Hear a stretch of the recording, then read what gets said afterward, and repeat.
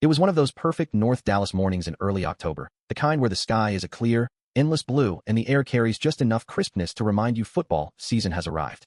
I had spent 6 months planning the surprise, saving every extra consulting dollar, calling in favors with a dealership buddy, and arranging for the car to be custom wrapped in the exact shade of bubblegum pink my wife Ellen fell in love with on her childhood bicycle back in 1978.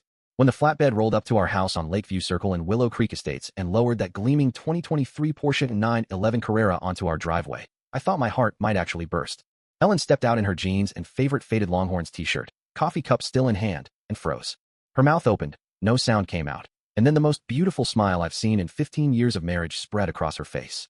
She set the coffee down on the porch rail, walked slowly to the car, and ran her fingers along the fender like she was touching something holy. "David," she whispered, voice cracking. "You didn't." I just grinned and handed her the key fob. She pressed the button, the doors unlocked with that satisfying thunk, and she slid behind the wheel. For a full 90 seconds we were in our own little bubble of pure joy. She laughed, she cried a little, she revved the engine just to hear it sing. I stood there thinking the price tag had never felt so worth it. Then came the golf cart. Beverly Hargrove, president of the Willow Creek Homeowners Association for the past 11 years and self-appointed guardian of suburban perfection, came tearing across the cul-de-sac like a woman who'd just seen someone paint their mailbox purple. She braked hard, tires squealing on the asphalt, and hopped out clutching her ever-present clipboard. Beverly was in her late 50s, always dressed like she was heading to a country club luncheon. Khaki skirt, pastel blouse buttoned to the top, visor with the HOA logo embroidered in gold thread. Her beige colonial across the street matched her personality perfectly, immaculate, humorless, and utterly joyless.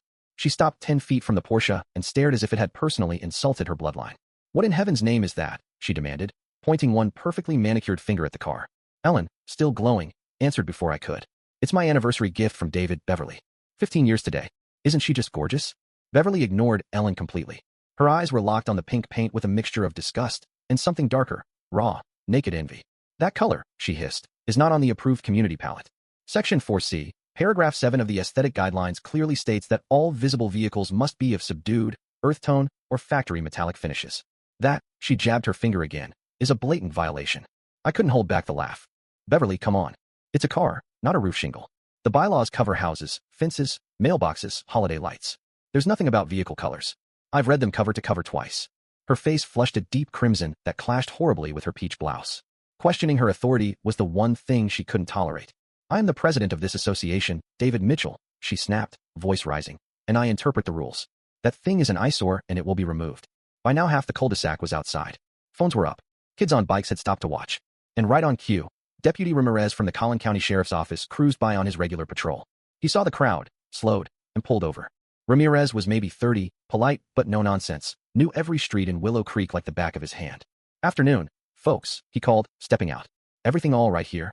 Before I could answer, Beverly spun toward him like a prosecutor smelling blood. "Officer, thank goodness you're here. This man is creating a public nuisance." She gestured wildly at the Porsche. "This obscene pink monstrosity is destroying property values and violating every code of decency in our community. It has to be removed immediately." Ramirez looked at the car, looked at Ellen's delighted face, looked at me trying not to laugh, and finally looked at Beverly's contorted expression. "Ma'am," he said slowly, "it's a Porsche parked in their own driveway. Unless it's stolen, on fire, or blocking the road, I don't see a violation." Beverly wasn't finished. She took 2 steps closer to the car, eyes blazing with something that went far beyond HOA rules. And then, in front of 20 neighbors and one very tired deputy, she lost every shred of composure and screamed. "I don't care what it takes. I want that car gone. No, I want that car. I want it for free." The street went dead silent. A dog stopped barking 2 houses down. Someone's phone actually slipped out of their hand and hit the grass. I found my voice first. "Tell you what, Beverly. I'll take your house in exchange. We'll call it even." Deputy Ramirez pinched the bridge of his nose. "Ma'am, you need to lower your voice and step back onto your own property right now." Beverly stood there trembling, realizing every single phone had captured her meltdown in glorious high definition. She shot me a look of pure venom, a silent promise that this was far from over, then stormed back to her golf cart and peeled away, leaving the smell of scorched pride hanging in the air. Ellen and I stood next to the Porsche. The joy of the moment soured. That night we sat on the porch swing, bourbon in hand, watching the sunset paint the sky a shade not too different from the car itself. Ellen was quiet at first, tracing circles on the armrest with her finger. "She's not going to let this go, is she?" she finally asked. "Not even a little," I said. "That wasn't about rules, sweetheart. That was greed wearing a visor. And people like Beverly don't stop until they get what they want or somebody forces them to stop." Ellen took a slow sip. "So what do we do?" I smiled, feeling the old fire from 30 years of outsmarting corporate hackers flare up. "We prepare. We document every single thing. We turn this house into a fortress of evidence. And if she wants a fight, we give her one she'll regret starting. I'm 56, retired after a long career keeping big companies safe from digital thieves. If there's one thing I know cold, it's that the best defense is overwhelming, irrefutable proof. So the very next morning I got to work. I ordered every camera Amazon could overnight. A 4K Ring doorbell, 2 driveway cams with night vision, motion triggers, and two-way audio, a magnetic GPS tracker that tucked neatly under the Porsche's chassis, and cloud storage that backed up to 3 separate servers. I scanned every HOA document we'd ever received and locked the originals in the fire safe. I even printed a fresh copy of the full bylaws and highlighted every section in yellow. Proof beats power. Always. For 4 peaceful days, Beverly's golf cart stayed parked. No drive-bys, no passive-aggressive notes, nothing. It was the calm before the storm, and it made the hair on the back of my neck stand up. The storm broke at 12:47 a.m. On Wednesday, my phone buzzed with a motion alert. I sat bolt upright, heart already racing, and opened the app. There on the crystal-clear feed was a flatbed tow truck, yellow lights flashing silent, backing straight up to the Porsche. The driver, a heavy-set guy in a grease-stained work shirt, was nervously glancing toward Beverly's house while he unspooled a thick chain. Ellen woke instantly. She's always been a light sleeper. We watched together as I tapped the microphone icon. Good evening. My voice boomed from the garage speaker, loud enough to rattle windows. The driver jumped so hard he nearly hit his head on the crane. Mind telling me why you're hooking a chain to my wife's car at 1 in the morning? He froze, staring straight into the camera lens like a deer in headlights. A work order. HOA violation. Got paid cash. From a private driveway? I asked, keeping my voice calm and flat. Without a court order or my permission. You sure you want to do that? Ellen leaned in, her voice steady and polite but firm. Sir, you're being recorded in 4K video and audio right now. Attempting to remove property that doesn't belong to you is theft.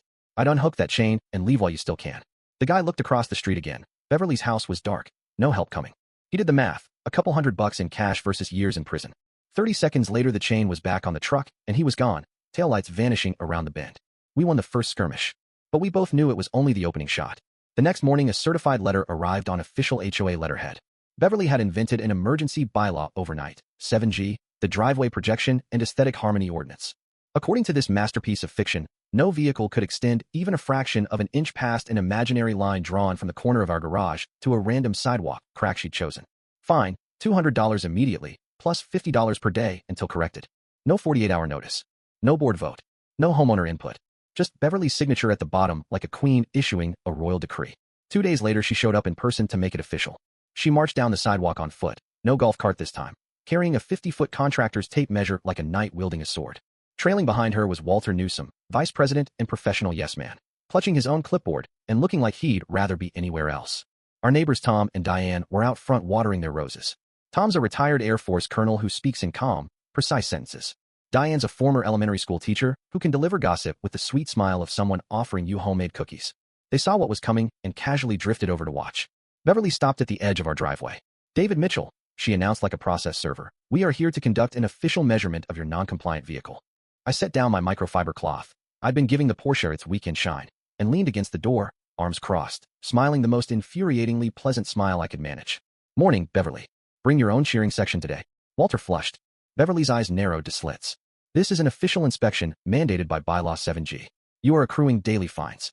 Tom, without looking up from his roses, said in his dry baritone. Beverly, emergency bylaws require 48-hour posted notice to all homeowners and a 2/3 board vote. You put that on the website yesterday at 4:17 p.m. It's procedurally invalid. Diane chimed in, watering can in hand, voice dripping with sugar. Oh, Beverly, is this about the pink car again? You know, my sister-in-law's nephew drives for Lone Star Towing. He told her someone offered $500 cash to pull a pink Porsche the other night. Said it was a lady from Willow Creek. Small world, isn't it? Beverly turned the color of an overripe plum. Walter looked like he was calculating how many steps to the nearest exit. She ignored them both and thrust the tape measure at Walter. Measure it. I pulled out my phone and started recording.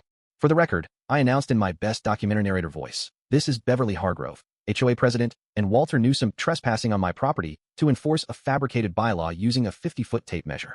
We're on the easement. Beverly shrieked. Walter, sweating through his polo shirt, stretched the tape from the sidewalk crack to the Porsche's front bumper. The whole scene was absurd theater. Beverly squinted at the number. 4 3/4 inches, she crowed, as if she'd just proven the earth was flat. I walked over, phone still recording. Beverly, quick question. What's the scientific basis for this imaginary line? Did you consult an engineer? A physicist? Or did you just pick a convenient crack in the sidewalk? It's about sight lines and community harmony, she sputtered. Tom finally looked up. From my porch the sight line is perfect.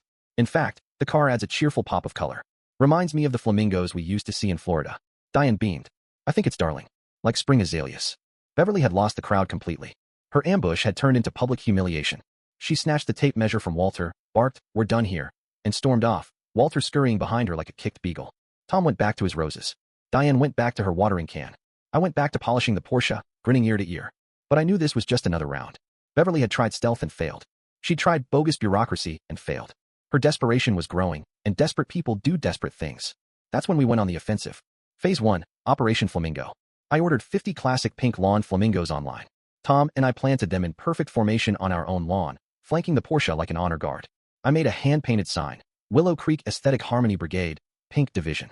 The next morning, Beverly nearly drove her golf cart into the fire hydrant when she saw it. She just sat there, mouth open, speechless. I watched from the kitchen window, sipping coffee. It was a beautiful moment. Phase 2, her own medicine. I dug up a 1998 bylaw she herself had sponsored requiring all golf cart tires to maintain exactly 30 psi for roadway preservation. Every time she drove past, I was out front with a tire gauge and a friendly wave. "Morning, Beverly. Just making sure we're in compliance." She started taking the long loop around the lake to avoid me entirely. Diane became our secret weapon. She'd catch Beverly at the mailbox and launch into long, sympathetic stories about HOA presidents in other neighborhoods who got sued into bankruptcy for harassment, misuse of funds, and personal vendettas. "They lost everything. Poor dears," she'd say, patting Beverly's arm. "Lawyers just eat them alive." Beverly would stand there looking greener with every word. Ellen played her part with grace. She turned every trip to the grocery store, post office, or coffee shop into a slow, majestic parade past Beverly's house. Top down, sunglasses on, little royal wave. It drove Beverly absolutely insane. For 2 glorious weeks, we kept the pressure light, but relentless. Beverly responded with a blizzard of fines. The total was nearing $4,000 and climbing daily. The flamingos multiplied to 75. I added a custom windshield sunshade that read, "Beverly's Dream Car," in big loopy letters. Tom filed anonymous complaints about every tiny infraction at Beverly's house. A gutter downspout a quarter-inch too close to the property line. A mailbox flag that wasn't the exact approved shade of red. By rule, every complaint had to be read aloud at the next board meeting. Beverly had to stand there and announce her own violations to the entire community. It was fun. It kept our spirits high. But it wasn't a solution. Beverly was humiliated, and a humiliated tyrant is a dangerous animal. The jokes were poking the bear, and I could feel the bear getting ready to swipe. The swipe came on a sunny Tuesday afternoon. Ellen had taken the Porsche to the dry cleaner and post office. Simple errands, nothing unusual. She was on the main boulevard that loops through the neighborhood, a wide, quiet road with a 25 miles per hour limit. I was in my home office on a conference call when my phone rang. Ellen's picture popped up. She never calls during errands unless something's wrong. I stepped out of the call. "Hey, honey, you okay?" Her voice was shaky but controlled, that calm under pressure quality I've always loved. "I'm fine, David. The car's barely scratched. But you need to come to the corner of Willow Way and Lake Drive right now. There's been an accident." My blood turned to ice. "Are you hurt?" "No, I promise. Just get here." I was in the truck and breaking every speed limit before she finished the sentence.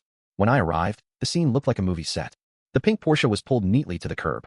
Behind it sat Beverly's massive white Escalade, looking more like a tank than a family car. 2 sheriff's cruisers were already there, lights flashing. Ellen stood calmly beside Deputy Ramirez, giving her statement. Beverly, on the other hand, was putting on an Oscar-worthy performance for the second deputy, clutching her neck, sobbing hysterically about whiplash, reckless driving, and how she could have been killed. I ran to Ellen and pulled her into a hug. "You sure you're okay?" She nodded against my shoulder. "I'm fine." I was stopped at the stop sign, about to turn right. I saw her Escalade in my mirror coming up fast, way too fast. I knew she was going to hit me. It was a hard tap, deliberate. The scuff is tiny, you can barely see it. I looked at the Porsche's rear bumper. Sure enough, just a faint mark you could buff out in 10 minutes. Beverly's armored bumper guard didn't have a scratch. The damage wasn't the point. The intent was. I walked over to where Beverly was wailing. "And she just slammed on her brakes for no reason," she cried, pointing a trembling finger at Ellen. "This pink menace has been terrorizing our neighborhood, and now she's causing accidents." I could have been paralyzed. The deputy taking her statement looked skeptical and kept writing. I stepped forward, calm as I could manage. "Officer, that's an interesting version of events. Especially since my wife's car has front and rear 4K dash cams with real-time cloud upload. Would you like to see what actually happened?" The effect was instant. Beverly's sobs hitched and stopped. Her hand dropped from her neck. The color drained from her face so fast I thought she might faint. She stared at me, eyes wide with panic. She had counted on a he-said-she-said situation. She never imagined we'd have an impartial witness that never blinks. The deputy raised an eyebrow. "You've got footage, sir?" "Right here." I pulled out my phone, airdropped the file to his laptop in the cruiser, and we all watched it play on the screen. Crystal clear. Ellen comes to a complete, legal stop. Beverly's Escalade approaches without slowing. Deliberate acceleration in the final 3 feet. Hard tap. And the cherry on top, Beverly glancing in her rearview mirror and smiling right before impact. The deputy didn't say much. He just wrote Beverly a citation for following too closely and causing a collision. Her insurance would be found at fault. Her plan hadn't just failed, it had backfired spectacularly. As a reputable tow truck came to take Beverly's now undrivable Escalade away, she shot me a look of pure hatred. This wasn't about bylaws anymore. I had humiliated her in front of the whole neighborhood, and I had receipts. That night, I knew the games were over. Flamingos and tire gauges were fun, but Beverly had shown she was willing to risk my wife's safety. We needed to end this permanently. I turned my office into a war room. Giant whiteboard on the wall. Sticky notes everywhere. Ellen and I sat up late mapping strategy. At the top, in red marker, I wrote, IS proof stronger than power? We were about to find out. I compiled everything. Exhibit A, the original sidewalk meltdown, Beverly screaming, I want this car for free, on multiple neighbor phones. Exhibit B, midnight tow truck attempt, full 4K video and audio of the driver admitting it was an HOA job. Exhibit C, tape measure ambush, complete with Tom and Diane's commentary. Exhibit D, every bogus fine, every threatening letter, all on official letterhead. Exhibit E, dashcam footage of the staged accident. Exhibit F, voicemails, Beverly's furious rants promising to make me pay. Exhibit G, affidavits from 8 other neighbors she'd bullied for years. I scheduled a meeting with Russell Payne, the HOA's own attorney. He was a tired, decent man in his 60s who'd been dealing with Beverly's drama for a decade. When I laid the mountain of evidence on his conference table, he took off his glasses, rubbed his eyes, and said, Good Lord, David. She's completely lost her mind. He confirmed every step we wanted to take was legal. Then he leaned forward and asked, What do you want? I don't want to sue the HOA, I said. We all pay dues. I want the cancer removed. Beverly gone. Permanently. He nodded slowly. I think we can make that happen. But you'll need one final piece, something so undeniable the board has no choice. I smiled for the first time in days. Already working on it. The final piece was a sting. We recruited Randy, the tow driver from the midnight attempt. I found him through the truck logo and offered him $1,500 plus immunity from any charges. He hated Beverly. She still owed his boss for months of shady jobs. He was in. Diane started the rumor. Ellen's mother is gravely ill in Ohio. They have to fly out tomorrow, and they're terrified to leave the Porsche after the tow incident. They're storing it at that outdoor lot on Route 9 behind the lumberyard. So remote, but it has cameras. Beverly swallowed the bait whole. Friday night we parked the Porsche in the assigned space. 3 hidden 4K cameras, Randy wearing a high-quality wire, Ellen and I in a rented van half a mile away with laptops and walkie-talkies. Tom and Diane were lookouts. 1:14 a.m. Beverly's white Escalade rolled in. She met Randy beside the car, practically vibrating with triumph. Randy played nervous perfectly. Ma'am, are you sure? There's no work order, no court impound. Beverly cut him off, voice dripping with imperial arrogance. This vehicle is a chronic community nuisance and violation of multiple bylaws. I have full authority as president to remove it. The cameras are disabled. My friend's cousin is the night manager. The paperwork will be filed retroactively. Triple your usual rate, cash. Now hook it up before someone sees us. Randy made her repeat it, slow and clear, for the microphone. Then he shrugged, backed the truck up, and lifted the Porsche onto the flatbed while Beverly watched with the satisfied smile of a conqueror. We let him get 2 miles before deputies pulled him over. Randy handed over the audio, signed a full statement, and the Porsche was back in our driveway before sunrise, not a new scratch. Thursday was the annual HOA meeting. The clubhouse was packed like never before, standing room only. People smelled blood in the water. Beverly ran the meeting like a queen on her throne, voice dripping with self-importance. When she reached open forum, I stood. David Mitchell, 1427 Lakeview Circle. I have a brief presentation concerning serious misconduct by the HOA president. Beverly tried to shut me down. Russell Payne, front row, simply said, Bylaws require you let him speak, Beverly. Tom dimmed the lights. I started the projector. Slide 1. The original meltdown, Beverly screaming, I want this car for free. Gasps. Nervous laughter. Slide 2. Midnight tow attempt. More gasps.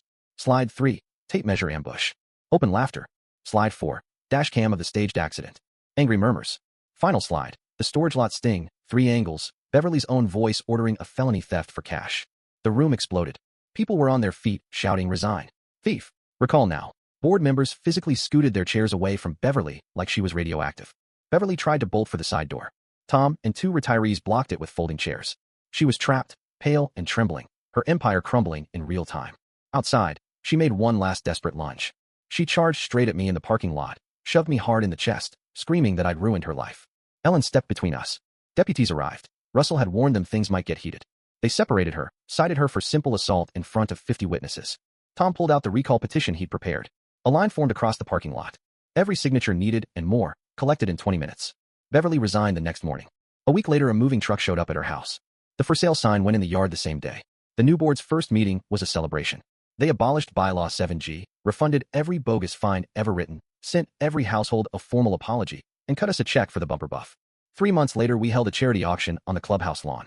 Star items: Beverly's customized golf cart, her embroidered president polos, the 50-foot tape measure, even her old clipboard. Proceeds to the local animal shelter. The pink Porsche sat front and center, gleaming under the sun, now the official symbol of Willow Creek's freedom.